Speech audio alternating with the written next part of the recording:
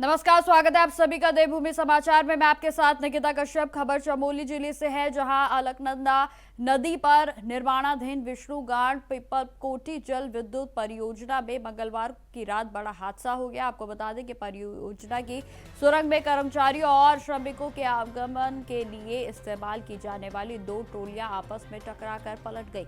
जहां मुख्यमंत्री पुष्कर सिंह धामी ने इस हादसे पर प्रतिक्रिया देते हुए कहा कि किसी भी प्रकार की जनहानि नहीं हुई है और घायलों को अधिकांश को हल्की चोटें आई हैं। उन्होंने जिलाधिकारी और पुलिस अधीक्षक से बातचीत कर सभी घायलों को समुचित उपचार देने के निर्देश जारी किए हैं। जहां सीएम पुष्कर सिंह धामी ने ईश्वर से प्रार्थना की है कि सभी घायल जल्द ही स्वस्थ हों और सरकार की ओर से इलाज व हर प्रकार की सहायता उपलब्ध कराई जाएगी।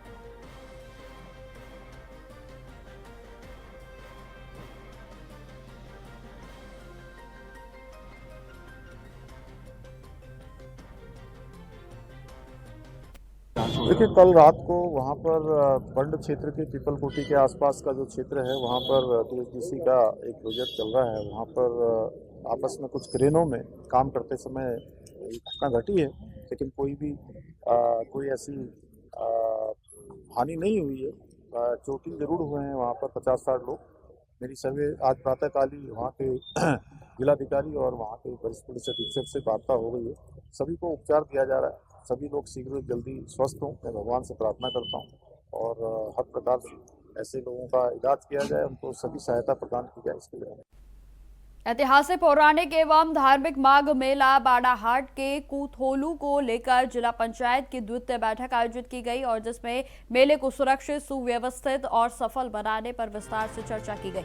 आपको जानकारी देते चले कि 13 जनवरी से शुरू होने वाले माघ मेले के आयोजन को लेकर जनप्रतिनिधियों और गणमान्य लोगों से सुझाव लिए गए और जहां जिला पंचायत अध्यक्ष ने जानकारी दी है कि माघ मेले के सफल संचालन के लिए विभिन्न समितियों का गठन किया गया है और जिनकी जिम्मेदारियां भी सौंप दी गई है ताकि सभी व्यवस्थाएं समय पर पूरी की जा सके। तो वहीं जिला पंचायत अध्यक्ष ने स्नान घाटों, चेंजिंग रूम, बिजली, पार्किंग और सुरक्षा व्यवस्था को लेकर संबंधित विभागों और समितियों को समय रहते कार्य पूर्ण करने के निर्देश दिए।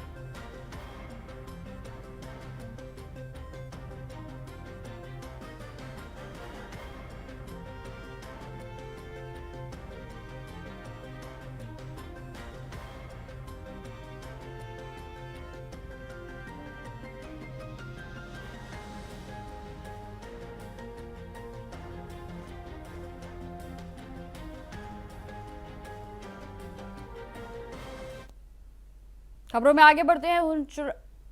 उत्तरांचल में प्रेस क्लब कार्यकारिणी के वार्षिक चुनाव में अजय राणा के पैनल में भारी बहुमत से जीत को हासिल किया है, जहां अध्यक्ष पद पर अजय राणा ने पहली बार 303 मतों के अंतर से ऐतिहासिक जीत को दर्ज किया और गिरिधर शर्मा को हराया। बता दें कि बुधवार की सुबह 5 बजे तक चली मतगणना में राणा पैनल ने अध्यक्ष से लेकर कार्यकारिणी सदस्य तक सभी पदों पर कब्जा कर लिया और जहां महामंत्री पद पर योगेश सेमवाल, तो वहीं कोषाध्यक्ष मनीष जंगवाल और वरिष्ठ उपाध्यक्ष गजेंद्र सिंह नेगी बने हैं, तो वहीं कनिष्ठ उपाध्यक्ष भी सोमल सिंह गुसई रहे। जहां आपको जानकारी देते चले कि संयुक्त मंत्री शिवेश शर्मा व मीना नेगी और संप्रेक्षक विजय जोशी चुने गए हैं। जहां चुनाव अधिकारी दर्शन रावत, सहायक चुनाव अधिकारी डॉक्टर वीके डोभाल और लक्ष्मी प्रसाद बडोनी ने चुनाव परिणाम घोषित किए। जीते गए पदाधिकारियों ने पत्रकारों के हित में काम करने का भी भरोसा दिया।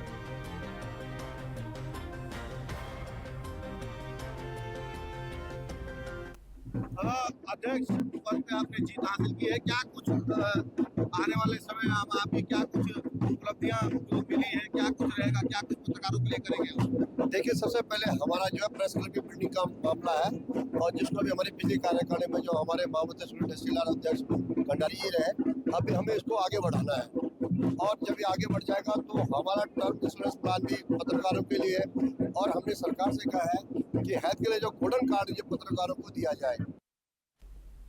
खबरों में आगे बढ़ते हैं। विकास भवन में जनपद की स्तरीय माल्टा महोत्सव का आयोजन किया गया और इस अवसर पर अधिकारी आकांक्षा कोंडे ने किसानों को संबोधित करते हुए जनपद में माल्टा और नींबू के परंपरागत उत्पादन को वैज्ञानिक पद्धतियों से जोड़ने पर भी विशेष जोर दिया। जहां जिलाधिकारी ने माल्टा सहित अन्य उत्पादों की दिल्ली में विपणन की व्यवस्था करने के भी निर्देश दिए हैं। उन्होंने कहा कि विभागीय स्तर पर ठोस प्रयास किए जाएं ताकि किसानों को उनके उत्पादों के लिए उचित मूल्य मिल सके और उनकी आय में भी वृद्धि हो।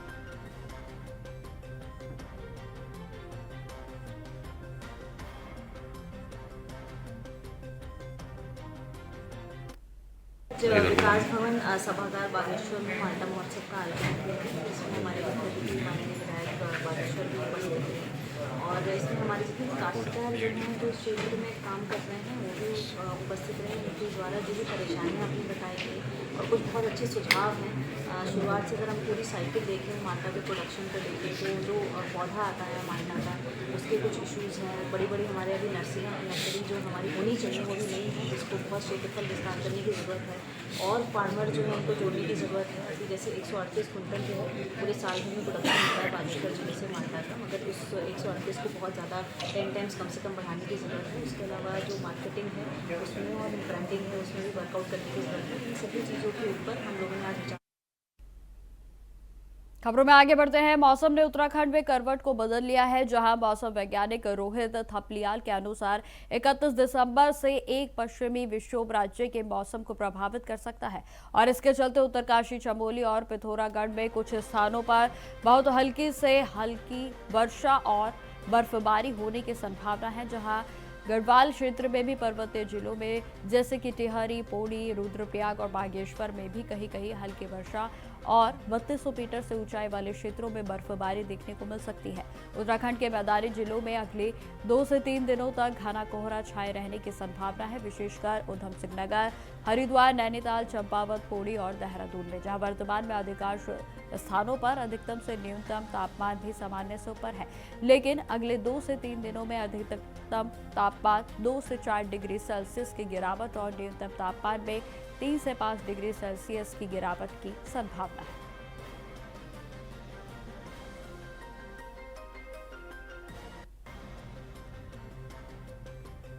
मौसम केंद्र देहरादून से बोल रहा हूँ।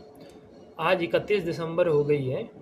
आज से एक पश्चिमी विक्षोभ उत्तराखंड के मौसम को प्रभावित कर सकता है, जिसके कारण 31 दिसंबर को उत्तराखंड के उत्तरकाशी, चमोली, पिथौरागढ़ जनपदों में कुछ स्थानों पर बहुत हल्की से हल्की वर्षा बर्फबारी मिलने की संभावना है। जबकि उत्तराखंड के अन्य जो गढ़वाल क्षेत्र के पर्वतीय जनपद हैं, जैसे देहरादून के पर्वतीय क्षेत्र, टिहरी, पौड़ी, रुद्रप्रयाग या फिर बागेश्वर जनपद में कहीं कहीं बहुत हल्की से हल्की वर्षा और 3200 मीटर से अधिक ऊंचाई वाले क्षेत्रों में उत्तराखंड में बर्फबारी मिलने की संभावना है। 1 तारीख को भी उत्तराखंड के पर्वतीय क्षेत्रों में कहीं कहीं बहुत हल्की से हल्की वर्षा और 3000 मीटर से या उससे अधिक ऊंचाई वाले क्षेत्रों में बर्फबारी मिलने की संभावना है। 2 तारीख को जो है एक्टिविटी कम हो जाएगी, तो 2 तारीख को उत्तराखंड के उत्तरकाशी, रुद्रप्रयाग, चमोली, पिथौरागढ़, बागेश्वर जनपदों में कहीं कहीं बहुत हल्की से हल्की वर्षा और 3000 मीटर से अधिक ऊंचाई वाले क्षेत्रों में बर्फबारी मिलने। तो खबरें लगातार बनी रहेंगी। फिलहाल रुकते छोटे से ब्रेक के लिए। तो ब्रेक के बाद एक बार फिर से स्वागत है आप सभी का। बढ़ते हैं खबरों की ओर। उत्तराखंड को विश्व के आध्यात्मिक राजधानी बनाने के लिए प्रधानमंत्री नरेंद्र मोदी के ऐलान के बाद अब इस मुद्दे पर प्रदेश की सियासत भी गर्मा गई है। जहां केंद्र और राज्य सरकार इसे ऐतिहासिक अवसर बता रही है, तो वहीं विपक्ष इसे नामकरण की राजनीति करार दे रहा है। एक तरफ सरकार इसे उत्तराखंड के वैश्विक गौरव से जोड़कर देख रही है, तो वहीं दूसरी तरफ विपक्ष इसे राजनीतिक ब्रांडिंग बता रहा है।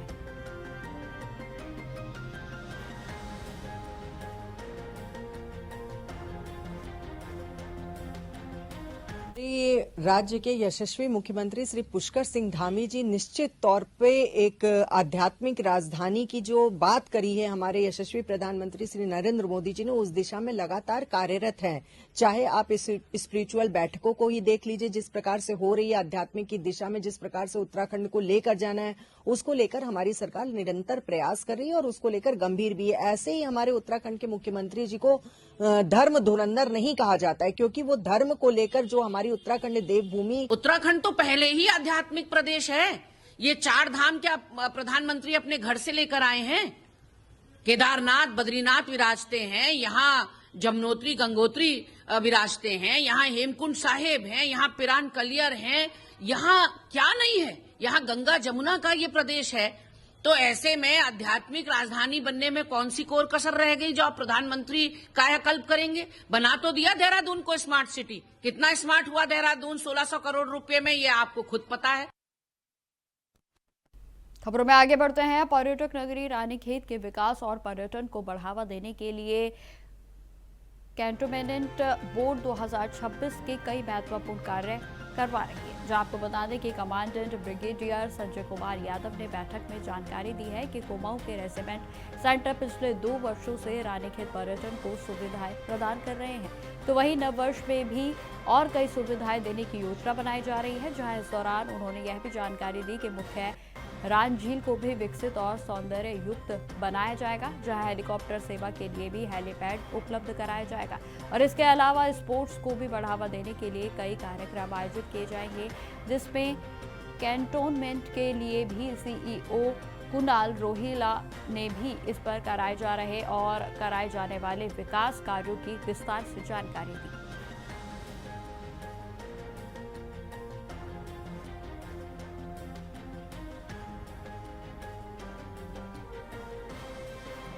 कैंट, नैनीताल, अल्मोड़ा और रानीखेत के सभी निवासियों को नए वर्ष की शुभकामनाएं।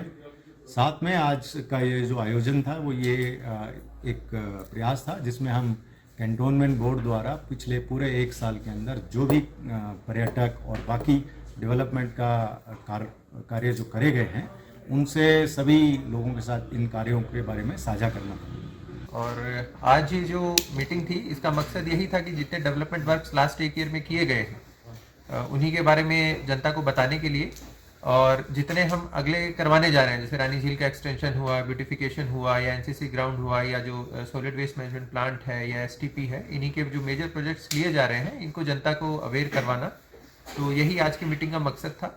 और इसमें हमने बताया कि किस तरीके से रोड्स रिपेयर करवाई गई हैं और जो टॉयलेट्स हैं वो रिपेयर करवाए जा रहे हैं, स्कूल्स हमारी अपडेट की जा रही हैं। तो इसी के और जो जनता की समस्याएं थी, जैसे पार्किंग की समस्या पे डिस्कशन हुआ, तो इन्हीं सब के लिए आज की मीटिंग रखवाई गई।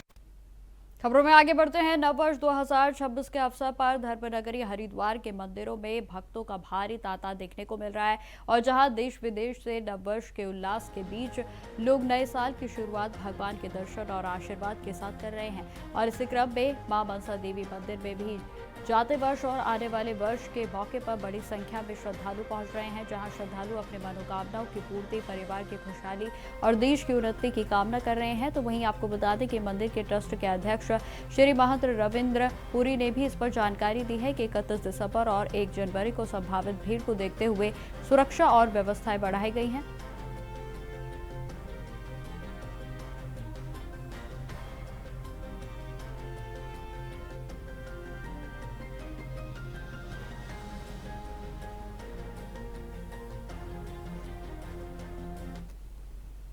अब खबर चंपावत जिले से है, जहां लोहाघाट ब्लॉक में राज्य वित्त में अनियमितताएं के आरोप को लेकर अब 16 क्षेत्र पंचायत सदस्यों ने 31 दिसंबर से खंड विकास अधिकारी कार्यालय में अनिश्चितकालीन धरना प्रदर्शन शुरू कर दिया है। आपको बता दें कि क्षेत्र पंचायत सदस्य प्रकाश सिंह धामी के नेतृत्व में किए जा रहे इस धरने में चतुर्थ राज्य वित्त, तो वहीं 15वें राज्य वित्त और केंद्रीय वित्त की राशि के वितरण के साथ ही स्वीकृत योजनाओं का भी टेंडर प्रक्रिया में गड़बड़ी का आरोप लगाया गया। जहां आपको बता दें कि क्षेत्र के पंचायत सदस्यों का साफ तौर पर कहना है कि उन्होंने क्षेत्र के विकास के लिए पूर्व में कई प्रस्ताव दिए, लेकिन ना तो उन पर कोई प्रतिक्रिया दी गई है और ना ही उन्हें राज्य व केंद्रीय वित्त के कार्य योजनाओं में शामिल किया गया है।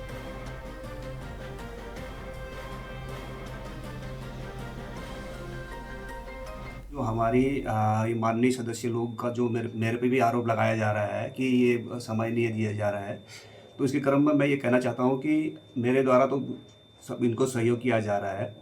मैं बार बार इनको जानकारी भी दे रहा हूँ, और इनका कहना है कि हमारे ब्लॉक में जो टेंडर प्रक्रिया चल रही है इसमें भी क्षेत्र पंचायत की जो मेंबर हैं उन्होंने कहना गलत है, क्योंकि हमारे यहाँ जो भी हमारे राज्य वित्त और क्षेत्र पंचायत निधि है, क्योंकि छोटे अमाउंट होती है, तो इसमें हम वर्क ऑर्डर के द्वारा ही हमारे जो क्षेत्रीय कर्मचारी है उनके द्वारा ही कार्य कराया जाता है।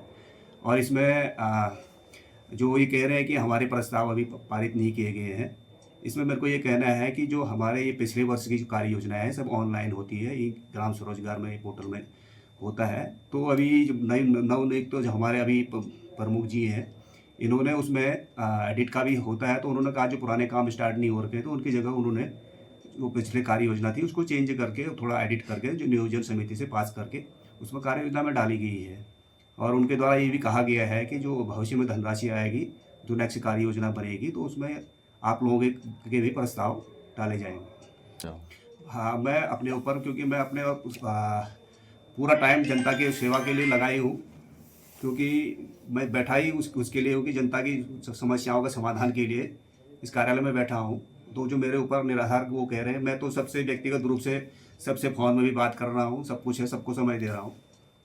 जो ये जो इन्होंने आरोप लगाए मुझ खबरों में आगे बढ़ते हैं। नए साल का जश्न मनाने के नाम पर हुड़दंग करने वाले हरिद्वार की पुलिस अब उनसे सख्ती से निपटने के लिए पूरे तरीके से तैयार है। जहां आपको बता दें कि 31 दिसंबर की रात को लेकर पुलिस विशेष सुरक्षा व्यवस्था और रूट प्लान तैयार कर रही है। जहां आपको बता दें कि नए साल की पूर्व संध्या पर सभी थाना प्रभारियों और पुलिसकर्मियों को अलर्ट मोड पर रहने के निर्देश दिए गए हैं। खासतौर पर ड्रिंक एंड ड्राइव करने वालों पर पुलिस की पैनी नजर रहेगी ताकि किसी भी तरह की अप्रिय घटना को रोका जा सके।